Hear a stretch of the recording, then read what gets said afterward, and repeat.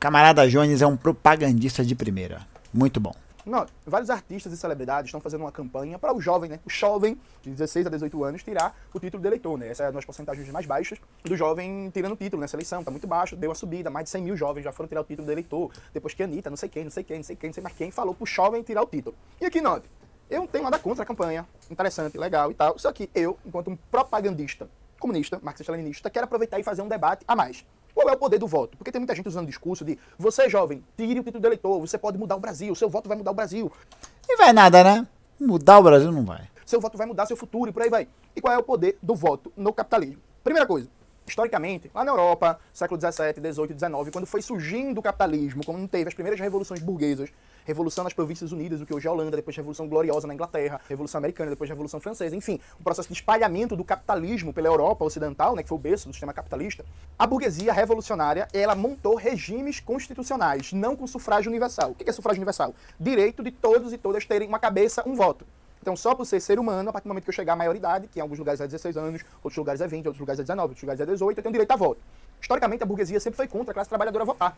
Inclusive, com grandes filósofos. Claro, né? Porque imagina, a classe trabalhadora votando significa que essa burguesia vai perder o poder. É óbvio, né? Pensadores iluministas que a gente estuda, sendo contra o sufrágio universal, né? Querendo manter o que a gente chamava de um voto censitário. Então você vota de acordo com a sua renda, de acordo com a sua propriedade. Se você tiver renda, se você tiver propriedade, você tem direito a voto. Mas mulheres eram proibidas de votar, classe trabalhadora era proibida de votar, imigrantes. Então, por exemplo, no século XIX você tinha um grande contingente de trabalhadores na indústria que vinham da Irlanda, colonizada pela Inglaterra, né? Ali no Reino Unido, que estavam lá trabalhando na Inglaterra, em Manchester, em Londres, eram proibidos de votar. Né? Engels debate isso na situação da classe trabalhadora na Inglaterra. E outras minorias nacionais e raciais. No caso dos Estados Unidos, durante boa parte do século XX, a população negra foi proibida de votar, não tinha direito a voto. Baita democracia liberal essa, né? Lembra que o Pedro Doria falou? Baita democracia liberal. Aqui no Brasil, analfabetos eram proibidos de votar até 1988 e por aí vai. Ou seja, historicamente, a burguesia, ela nunca promoveu o sufrágio universal, inclusive nunca promoveu a democracia. Se a gente entender democracia burguesa, no sentido de direito a voto, organizar partido, livre debate, não sei o quê, quem empurrou a democracia burguesa para a realidade foram os comunistas. Foi o movimento operário dando um conteúdo democrático ao constitucionalismo burguês. A burguesia criou e sempre defendeu um regime constitucional, de com senhores, legalidade jurídica, defesa jurídica da propriedade, legalidade dos contratos e por aí vai. Isso quando não estava apoiando ditaduras, colonialismo e por aí vai. Mas, grosso modo, a burguesia ela tem tesão em um regime constitucional. A burguesia não gosta de democracia, inclusive mesmo da democracia burguesa, em geral, especialmente na periferia do sistema capitalista. Eles gostam do regime constitucional para quê? Como eu havia comentado lá no vídeo do Pedro Doria. Vídeo de alguém aí que você utiliza do aparato do Estado como um legitimador jurídico das relações de propriedade. Acabou. Entendeu? É isso. Então a primeira coisa, sim, o voto ele foi imposto pela classe trabalhadora, sufrágio universal, à burguesia. Né? E aí, pô, movimento operário, movimento sindical, os movimentos anarquistas, movimento marxista, movimento feminista, movimentos antirracistas, como o Partido Político dos Panteras Negras, Malcolm X, Luther King, por aí vai. Porque no Brasil, o Partido Comunista, o PCB, sempre defendeu o voto em analfabetos. Então, primeira coisa, o direito de uma cabeça, um voto, foi conquistado com muito sangue, suor e luta. A burguesia não deu isso de graça. Agora, tem outra coisa. A burguesia era muito esperta. A partir do momento... Esse esperta saiu meu carioca. A burguesia, a partir do momento que vai se ampliando o direito a voto no Brasil e no mundo, em todos os países capitalistas, ela vai criando mecanismos para reduzir a capacidade de influência do voto no ordenamento social. O que é que significa isso? Vamos dividir, de maneira didática, a realidade em 3 níveis. Os níveis das relações de produção, do padrão de reprodução do capital e da política econômica. O que são as relações de produção? A propriedade dos meios de produção é privada ou não? A terra é privada ou não? Quem se apropria da riqueza socialmente produzida? A classe trabalhadora, ela é dona da sua riqueza ou ela é mercantilizada? Tem que vender sua força de trabalho para sobreviver. Esse é um primeiro nível mais abstrato das relações de produção. O segundo nível é como se reproduz o capitalismo numa situação historicamente concreta. Né? Então, assim, tem mais ou menos distribuição de renda, mais ou menos participação de empresas estatais na condição da economia, mais ou menos direitos sociais na esfera da reprodução social, saúde, educação, cultura, lazer e por aí vai. Tem mais ou menos concentração de terra, tem mais ou menos política de soberania nacional, defesa de um padrão de desenvolvimento nacional de ciência e tecnologia e por aí vai. Terceiro nível de política econômica, que é isso, a política de juros, política cambial, política comercial, política de investimento público, mais ou menos investimento público e por aí vai. Claro, o segundo nível está diretamente ligado ao primeiro.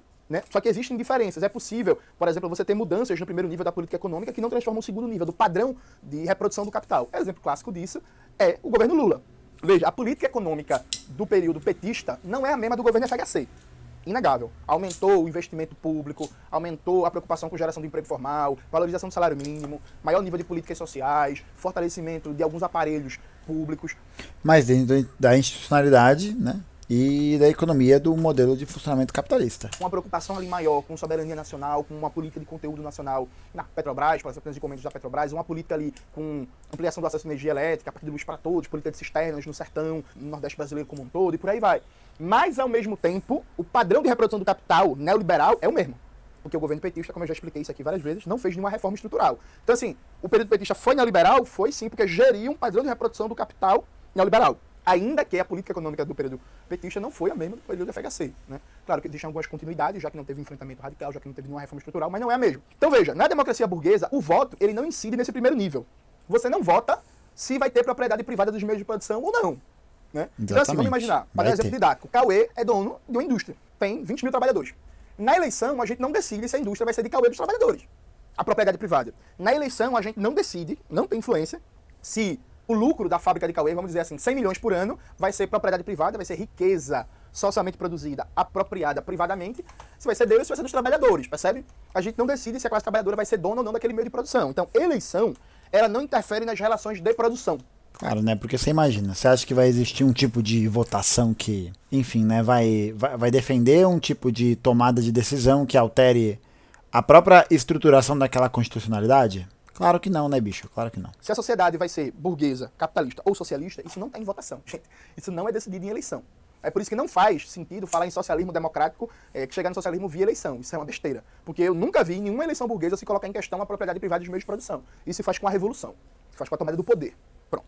Segundo nível, a eleição, a depender do momento político, ela pode sim ter influência no padrão de reprodução do capital. Então, assim, na Venezuela, por exemplo, a eleição de Hugo Chávez, a primeira, significou a criação de um movimento político e social que questionou o padrão de reprodução do capitalismo na Venezuela, que nacionalizou a principal riqueza do país, o petróleo, e criou uma redistribuição inédita da renda petroleira. Nunca antes na história da Venezuela, a classe trabalhadora teve tanto acesso à riqueza petroleira como no período chavista, o que alterou substancialmente o conflito redistributivo ali. Claro, a Venezuela não deixou de ser uma economia monodependente do petróleo, primária exportadora, e tal, mas assim, o padrão de distribuição da renda e da riqueza e a forma de gestão da principal riqueza do país, que é o petróleo, mudou radicalmente. Então, mas é isso, né? Não teve enfrentamento da burguesia nesse processo. A gente pode dizer que o movimento bolivariano na Venezuela, assim como o movimento bolivariano na Bolívia, alteraram, ou tentaram alterar, ou produziram alterações no padrão de reprodução do capitalismo.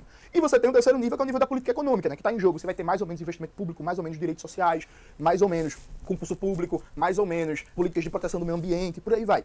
O voto, ele tem uma influência limitada nesse segundo nível e ele decide fundamentalmente esse terceiro. Porque, como eu já disse, na Venezuela, a eleição de Chávez não foi só o voto, foi uma crise política. O sistema político ali, o pacto do ponto firro, como se chamava o pacto do ponto fixo, ele foi destruído.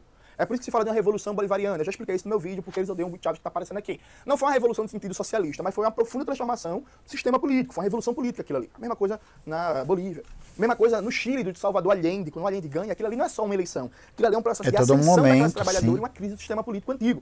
Tanto que se você vê o documentário lá sobre o golpe no Chile, todo o contexto histórico, mano, a classe operária chilena era organizadaça, velho. Organizadaça, em vários sindicatos, instituições.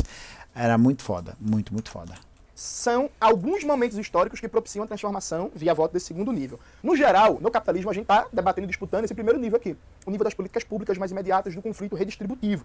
Qual é a malícia que a burguesia brasileira e mundial vem fazendo nas últimas décadas, especialmente desde o fim da União Soviética e da crise do movimento comunista? Ela vem buscando cada vez mais reduzir o poder do voto à definição da política econômica. Então, primeiro, começa a história de Banco Central independente. Ah, não, Banco Central independente, o Banco Central sem influência dos políticos. Você lembra daquela clássica tirada da Maria da Conceição Tavares, que dá um fórum no Sadenberg, né? Independente pra quem? Pra quem é o Banco Central independente? Pronto, começa com essa história de Banco Central independente, aí depois tem que privatizar tudo, aí o Estado não pode gastar, e tem que ter austeridade, e o mercado regula. Tudo isso são formas de reduzir a capacidade do voto, de tentar disputar a política econômica. Mas eles avançam mais, formam a União Europeia, que tem um parlamento europeu, que tem uma comissão econômica da União Europeia, que decide vários aspectos da política econômica. Então, por exemplo, o povo grego não vota mais sobre a política monetária. Quem decide a política monetária da União Europeia é a Comissão Econômica da União Europeia, é o Parlamento, é a Alemanha, efetivamente, na prática, e os países da periferia não decidem mais vários aspectos da política cambial, da política de comércio exterior. Imagina que alegria você ser de um país que tem uma política monetária e demandas econômicas completamente diferentes e você ter sua decisão atrelada a um outro país que não tem nada a ver com você. Da política industrial, da política salarial, da política migratória e por aí vai. Então, a Constituição da União Europeia é um grande mecanismo, por exemplo, de esvaziamento do voto. Aqui no Brasil, bicho, ela saiu criando várias leis. Então, criou uma tal de Lei de Responsabilidade Fiscal, que fala que, a partir de certo nível de gasto público com funcionalismo público, você não pode mais contratar. Então, assim, não é a sociedade que decide mais o nível que ela quer de investimento em serviço público, em gasto público a partir do voto. Tem uma lei limitando o bagulho, tá ligado? Aí ficaram mais ousados, né? Criaram o teto de gastos. O teto de gastos congela por 20 anos o investimento real em saúde, educação, cultura, lazer, lá. Por isso que a gente fala, né? E bato também nessa tecla. A institucionalidade, por ela mesma, não vai mudar nada, gente. Porra, não muda nada. Se mudasse, não existiria institucionalidade. Você só pode investir o total do orçamento do ano anterior, mais a inflação e o crescimento do PIB. Então, assim, congelou, porque você está basicamente repondo, corrigindo o nível de investimento de acordo com a inflação. E corrigir o nível de investimento de acordo com a inflação não é investimento real, percebe? Então, congelou. Não está mais colocado no voto se você vai ter mais ou menos investimento público. O que está agora colocado é se você vai ter muita ou pouca austeridade, a não ser que o governo, do momento, se comprometa a revogar o teto de gastos. Aí depois eles foram lá e criaram um Banco Central independente na lei. Então agora o presidente não manda mais na diretoria do Banco Central. Aí depois criaram uma tal de MP da Liberdade Econômica. Aí foram lá, privatizaram, esquartejaram a Petrobras. Estão fazendo isso nesse momento para reduzir a capacidade do governo de fazer política econômica. E querem impor uma série de contra-reformas, uma série de medidas que fazem com que cada vez menos o voto tenha a capacidade de influenciar na decisão da política econômica. E todo o terrorismo midiático diário é isso, tem que cortar gastos, tem que cortar gastos, tem que cortar gastos, tem que cortar gastos, o governo está gastando muito, tem que reduzir o Estado, tem que reduzir o Estado, tem que reduzir o Estado. Todo dia, manhã, tarde e noite, na Band, na Record, na Globo, no SBT, no Estadão, na Folha de São Paulo, Propaganda na Veja, pura. é um discurso burguês, hegemônico, para dizer que tem que cortar gastos.